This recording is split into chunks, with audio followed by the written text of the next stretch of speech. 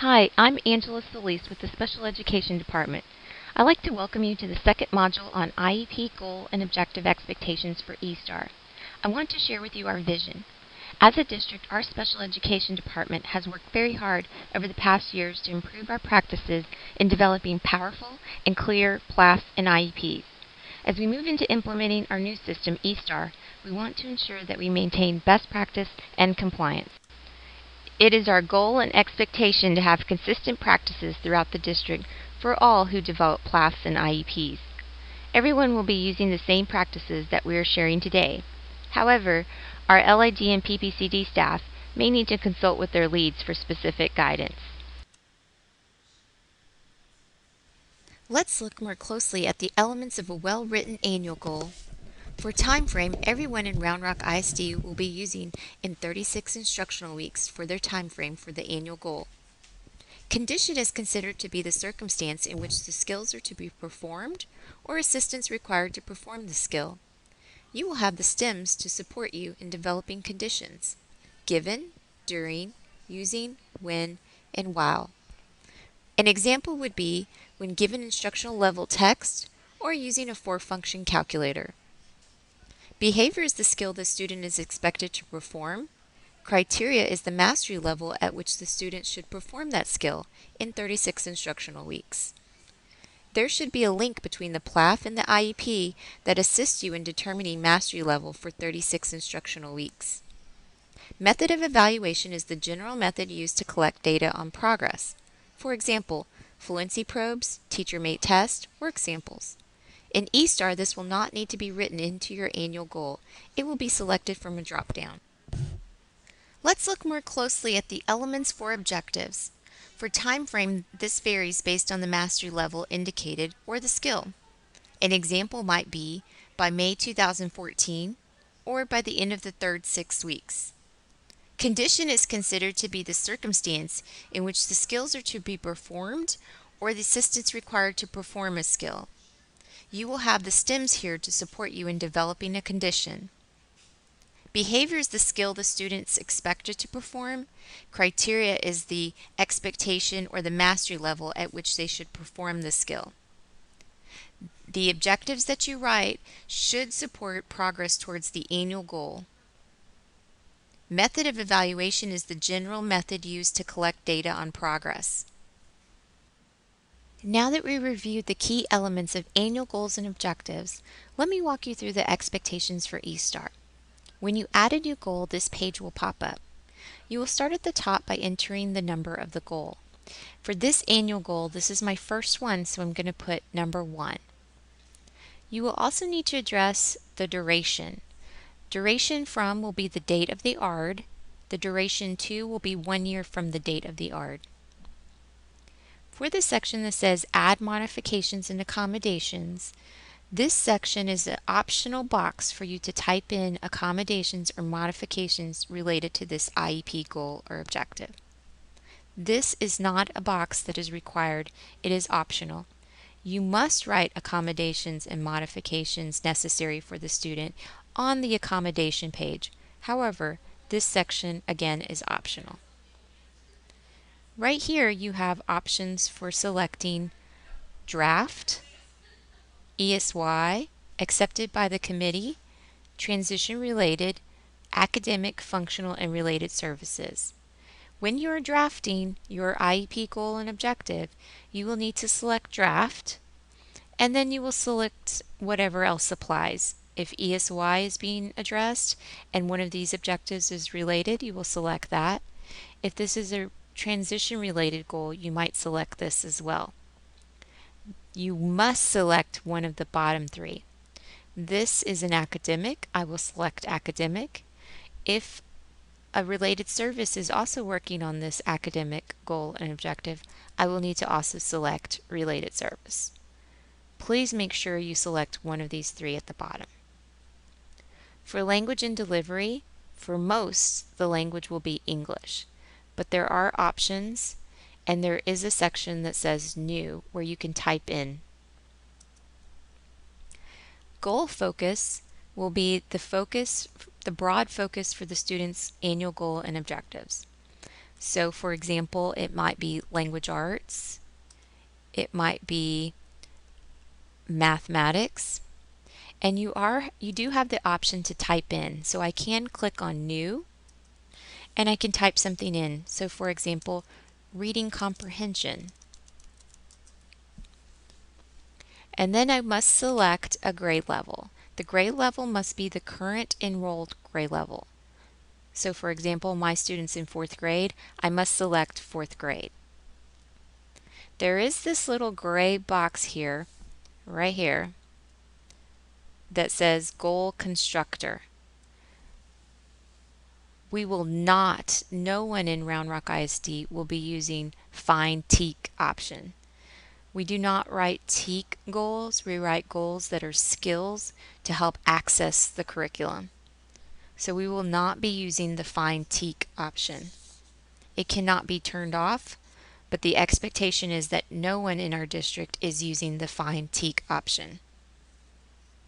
Again, we are not using the Find TEAC option. The Find Other option might potentially be used by our low incidence population.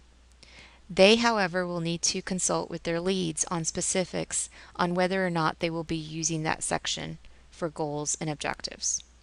For everyone else, it will be dependent upon instruction from your leads, and for all, we will not be using the Find TEAC section. There are two options for inserting your annual goal into eStar. The first option is to go to your text box labeled Measurable Annual Goal and to just start typing into the text box. The second option is to come to the top and use the stems that are provided to write your annual goal. First, you must select on time frame and select in 36 instructional weeks. Notice how it populates at the bottom as you select. You must select all 4 before going into the text box to make edits. Condition, you have a drop down with some stems. You also have the option of selecting new and typing in what you would like for your stem. So I can type in my complete stem. For example, when given instructional level text. Behavior, you will have to select on new and type that in. So for example, John will read. Then criteria, I will need to select a criteria that matches my skill. I'm going to select words per minute with fewer than blank errors. Now that it's all populated at the bottom, I will need to go down to make edits. In 36 instructional weeks, when given instructional level text, John will read, I need to insert my number of words with fewer than, and then I need to put how many errors. Again, if I need to make any edits or need to change any of the information, I can now do that here. After you finish your annual goal, you will need to select on Implementer and choose the implementer for your annual goal and objectives. Please remember a special education staff member must always be part of the implementer section. If you need something that's not on the drop-down, you're able to click on New and type it in. But again, remember to include a special education staff member as the implementer. Methods of evaluation is how will you progress monitor your annual goals and objectives. You will either select from the drop-down and choose, or you will select and click on New and then type in your general progress monitoring tool, for example, Fluency Probe. After you've done selecting your methods of evaluation, you will need to select on periodic reports on the progress monitoring for the annual goal. This is one selection. It's the same for everybody, concurrent with the issuance of report cards. We used to have to select 6 weeks and 9 weeks. Now you just have one selection. Once you're done with that, you need to click on Create New Objective, and we're ready to start our objectives.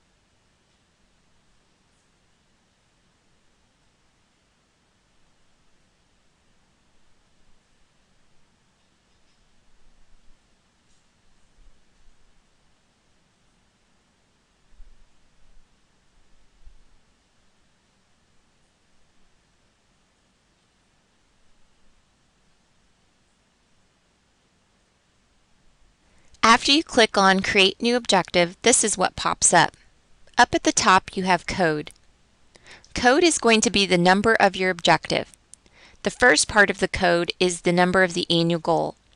The second part will be the number of the objective. So for annual goal number 1, objective number 1, your code will be 1.1.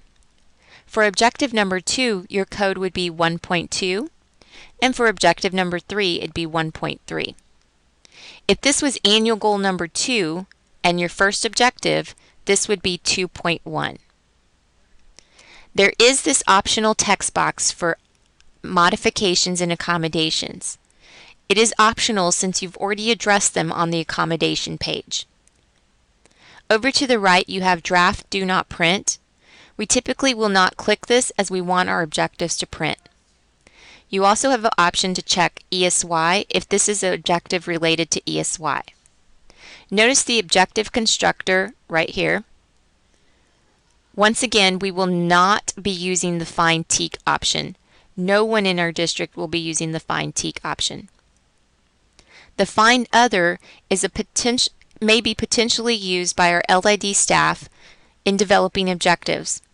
They will need to check with their leads to see if this is something they will be using. Let's look at the two options you have for creating objectives. The first thing you could do is come down to the text box right here and start typing your objective right in. The second option is to use the stems above. Let's try one. I will need to select my stems.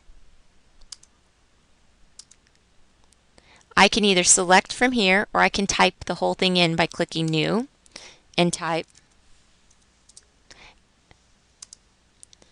And then I need to select my behavior. I'm going to go ahead and click New, and then I would type John will read.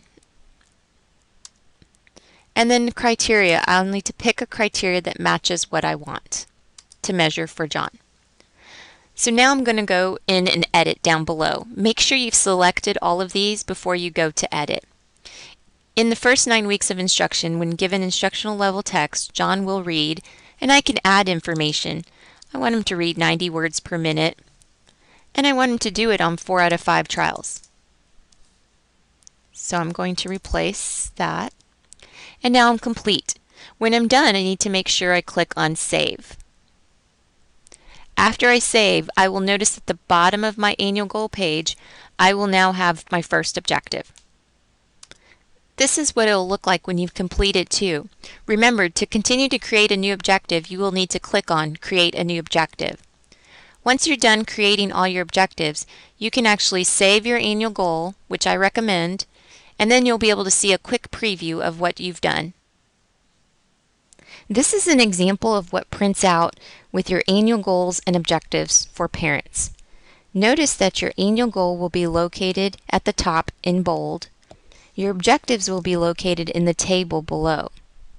Please note you must include goal number and you must also have a code for your objectives. It's time to review. Remember the key elements of an annual goal? Well, if you don't, it's time frame, condition, behavior, criteria, and method of evaluation.